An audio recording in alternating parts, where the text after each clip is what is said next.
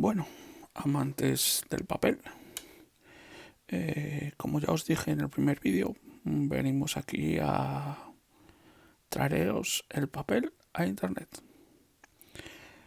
En este caso, vamos a empezar haciendo un unboxing o destripación de la revista que nos ha proporcionado este mes, muy interesante, en su categoría edición coleccionista y concretamente en la parte correspondiente a arte.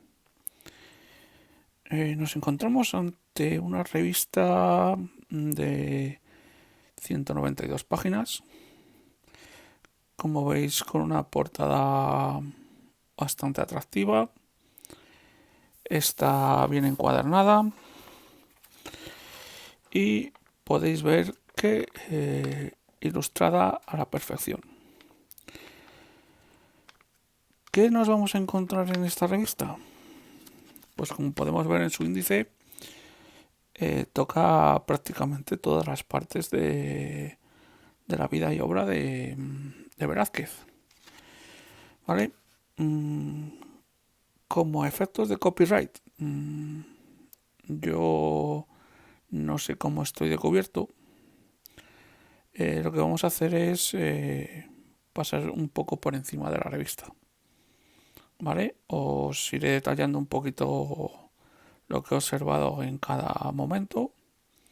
Y aunque él la divide, como vemos, en unos 3, 6, 9, 10, 13, 16, 20 capítulos, yo podría decir, por lo que he estado leyendo, que lo podríamos dejar en unos 10, 12 capítulos, ¿vale? La revista, en proporción texto-imágenes, viene bastante equilibrada. Trae datos de interés, datos relevantes e incluso datos sorprendentes que yo mismo me he sorprendido al leerles. ¿Vale? Como primera parte, en sus 20 primeras hojas, nos detalla a grandes rasgos la vida y obra de Velázquez. Hace un paseo superficial por todas sus obras y sus técnicas de pintura. Describe un poco a sus alumnos, o como muchas veces los llaman, sus criados, pero es destacable el hincapié que hace en datos históricos. ¿Vale? Podemos resaltar que está bien biografiada, que hace buena separación de sus temas y podríamos ponerle un pequeño pero, que como veréis, entre la separación de capítulos o de temas, no hay un salto muy correspondiente. Entonces, es el pequeño pego que he detectado. Luego, otra de las partes que yo cabría destacar es cómo destaca su influencia de Rubens y su época en la que trabajaron juntos. Cómo se compaginaron y cómo surgió ese pequeño duelo pintoresco. Es bastante desdeñable leerlo. Descubres alguna anécdota muy particular, pero claramente no os puedo desvelar porque influiría sobre el copyright. Otro de los capítulos que destaca esta revista es su estancia en Italia, en la que se ve influenciado por aquellas pinturas de dioses, de bodegones y de instancias en en la pequeña Italia. Hace pequeños trabajos con compañeros italianos e incluso hace alguna copia, como vemos, de Velázquez haciendo a Tintoretto o a Miguel Ángel. No es un capítulo muy novedoso, pero sí interesante de leer. Es una parte de Velázquez que es interesante de descubrir. Luego pasamos a otro capítulo que podríamos decir a su vuelta a España, y en el que vemos que prácticamente todos sus lienzos son sobre dioses, guerras y decoraciones de palacios. Todo influenciado por la estima que le ha cogido Felipe IV, al que hace varios autorretratos o retratos. Esta vuelta a España nos lleva al siguiente capítulo, como es el ascenso que sufre socialmente Velázquez. Pasa de ser un pintor a codearse con grandes esferas, lo que le lleva a codearse con grandes influyentes de la época española. Así llega a pintar numerosos retratos de reyes príncipes y claramente es un salto cuantitativo en su calidad de vida. Luego ya pasamos más a características de su pintura, como pueden ser sus tendencias, como veremos, a las pinturas sobre mujeres, a esos bodegones que nos cuesta reconocer muchas veces de Velázquez, e incluso a su técnica con la luz. Le cuesta, en este momento en el que vemos su influencia con las mujeres, le cuesta encontrar modelos, ¿vale? Sabemos que en esa época un poco la mujer es un poco diferente a la actualidad. No tiene desnudos, salvo uno, y el resto, pues como vemos, son de chicas de las grandes cortes. Cabe destacar su retrato a las meninas, que es una de sus obras más famosas, y como siempre realizados en pequeños palacetes. Luego pasamos a desglosar lo que él llama ayudantes, aunque en la revista se llama esclavos, y lo que ahora diríamos negros. Negros porque pintan algunos de sus cuadros. Tiene mención particular su primer ayudante, que se llama Juan Pareja. ¿Vale? Descubrimos datos interesantes de algunos cuadros que este ayudante pintó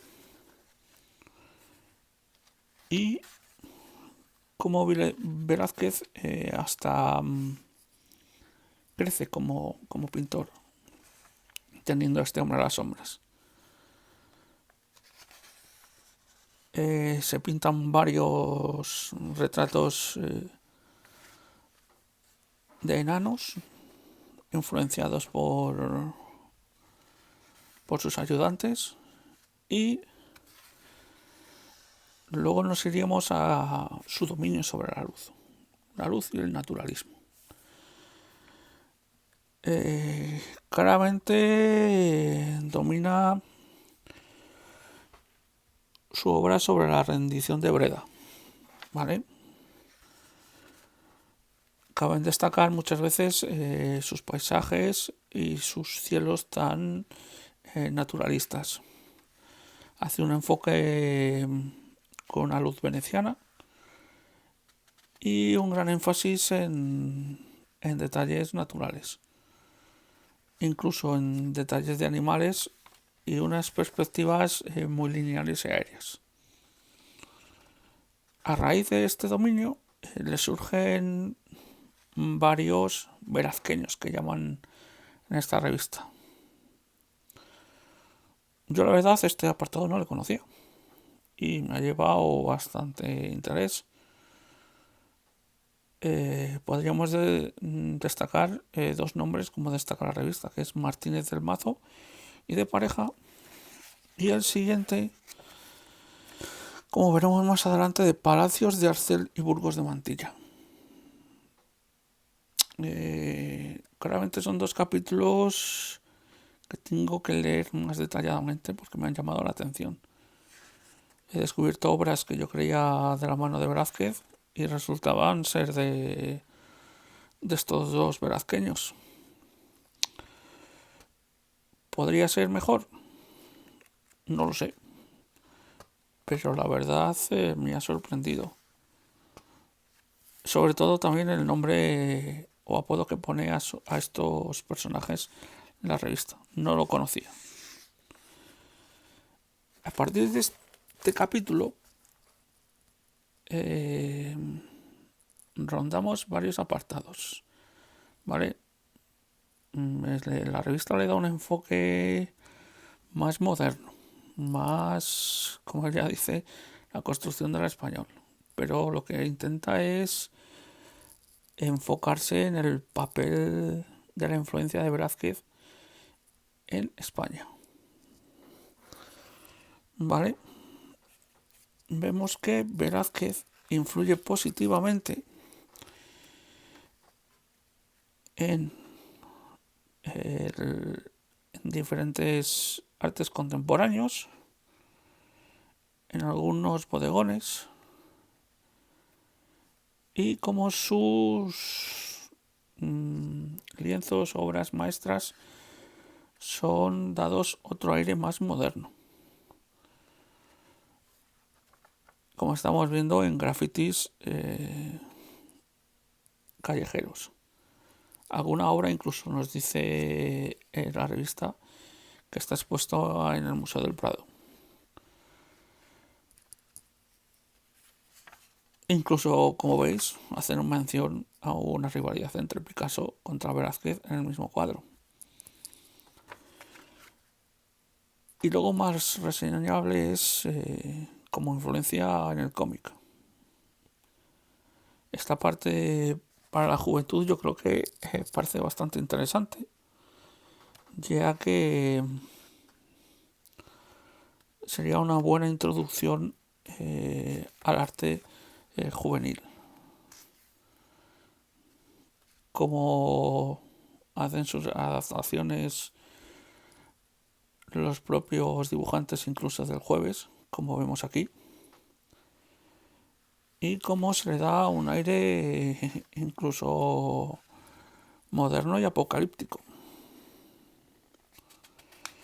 Ya veis dónde está la batalla de Flandes en la modernidad.